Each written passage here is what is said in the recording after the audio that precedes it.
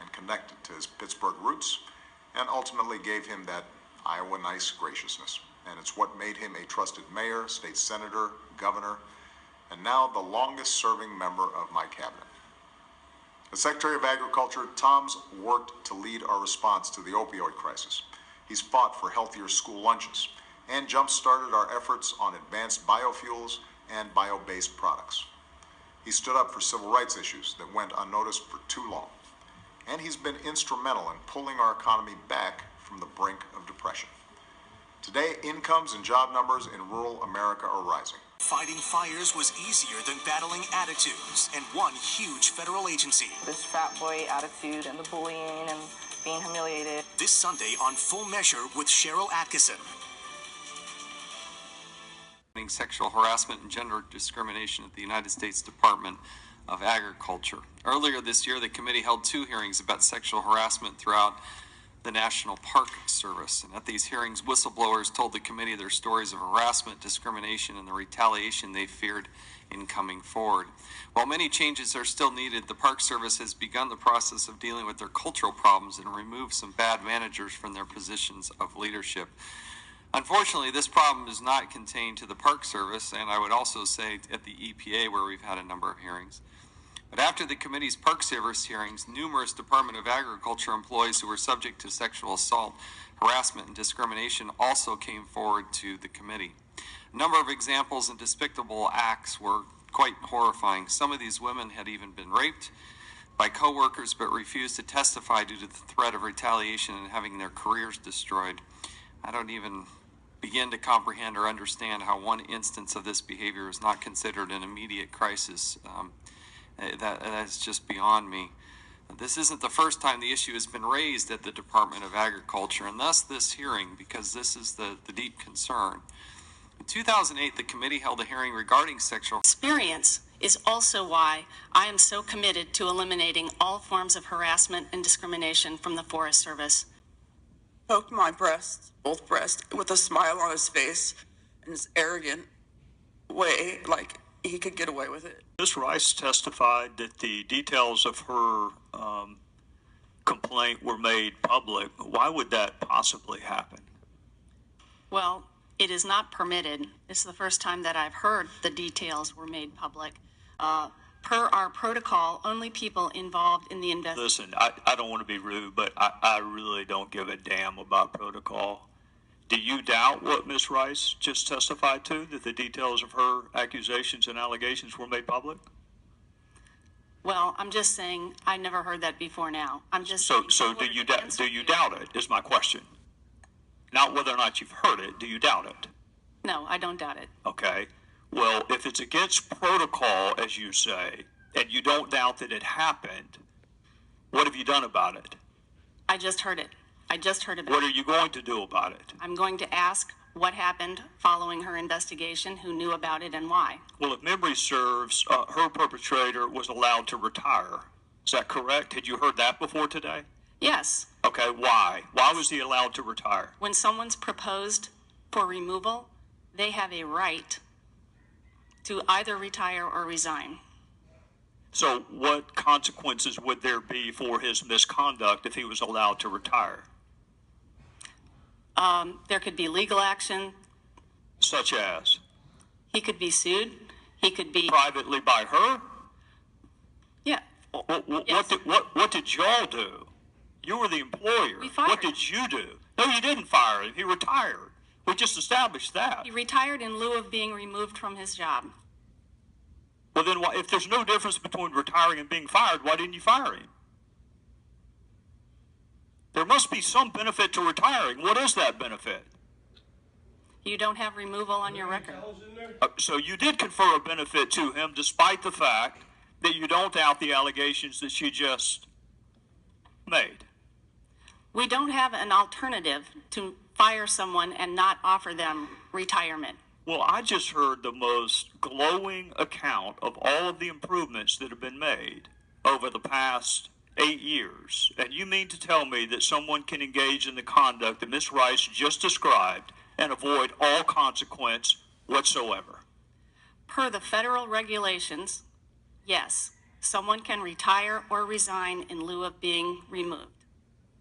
Ms. Rice, how long was the investigation ongoing? Whistleblowers regarding the EEO program in the Department of Agriculture, including from the following individuals: Nadine Chapman, Gail Peterson, Akio Watson, and Tori Jones.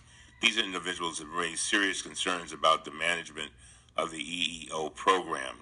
In many cases, they allege that their own EEO complaints have been handled improperly. I know staff have received these, and I believe your staff have received them as well. I know you share my concern about these allegations, and I hope we can work together to review these allegations, investigate them, and take action in a bipartisan way. Absolutely. Again, I appreciate the ranking member's passion and commitment, and we will continue to work together and to pursue that and to make sure that those people who have stepped forward and shared this information are properly protected under the Whistleblower Act. So absolutely. One other thing, ask unanimous consent to place into the record an article entitled "Out Here, No One Can Hear You Scream," March 16, 2016, Huffington Post article. Without objection, so ordered. I want to pick up, thank you very much. Mr. Lago, I want to pick up where Mr. Gowdy left off, because you said something that really concerns me. And it's declining in just about every facet of the EEO process.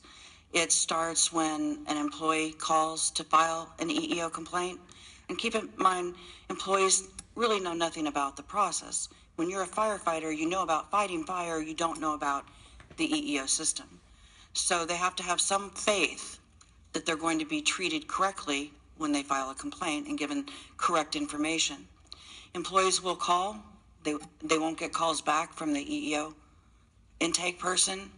EEO counselors will tell them they don't have a case when they do, because they'll call me and tell me that, and I'll look at what happened and I'll go, well, they shouldn't have told you that.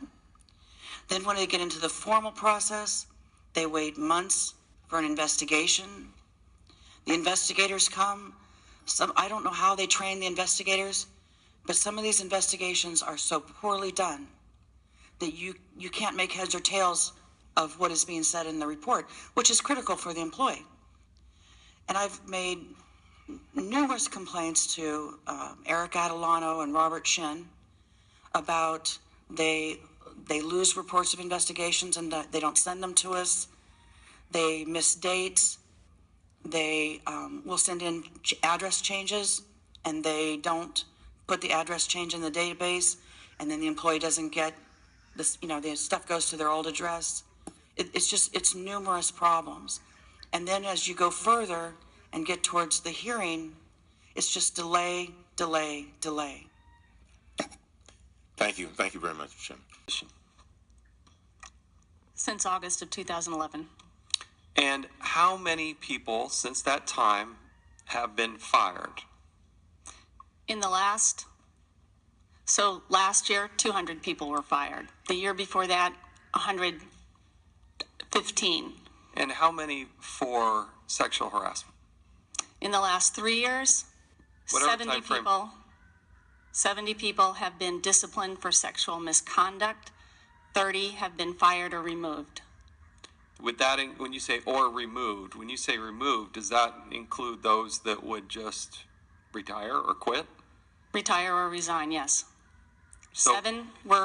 Following up with us, I don't expect you to memorize all this off the top of your head. I need you to detail that for us with specificity. Don't break it into, you can't say fired or just retired. I want to see the difference between the two.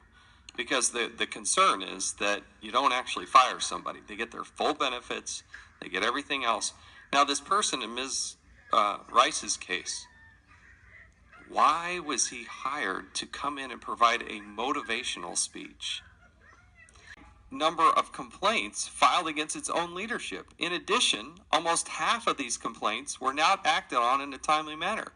And even when they were addressed within the legally mandated period, they were processed in a manner that violated agency regulations. While the report did not reveal any intentional wrongdoing, it demonstrated that OASC has been seriously mismanaged, therefore compromising the civil rights of the USDA employees. Given the seriousness of these concerns, the corrective actions appear to only partially resolve the identified wrongdoing, while they adequately address the management and conduct of OASCR going forward. The proposed corrective actions do not provide sufficient redress for affected individuals. We also have the number of EEO complaints filed against USDA senior manager headquarters going from roughly 1 in 2011 to 24 in 2014, with 0 findings of discrimination. In fact, over 2011 to 2015, 42 complaints filed, 0 findings of discrimination. Against senior management officials at USDA. So going back to the special counsel's letter, detail for us where they're wrong. But firstly, that's just not in my office. That's all of USDA. And Understood. In the context of it, but in my office, it was 12 for a 5-year period, and we have 140 employees. That's 13. A lot. That's a lot. 10%. The majority of complaints that are on senior leaders in my staff or chain of command complaints. You don't think that's a lot, sir? The majority of the complaints are chain of command and complaints. So they're coming 6 down. So if you don't get a QSI and you want your QSI, you'll put it on the person on top of you. The other one, I'm 5 people removed, but I'm still in that number. Okay. So I'm just trying to explain the numbers to you. We have an independent person, the Office of Special Counsel, who sends just a handful of letters to the president, and she sends one and comes to the finding. I want you to explain to us why you think she's wrong. She came with the finding? Yes, I just read it to you.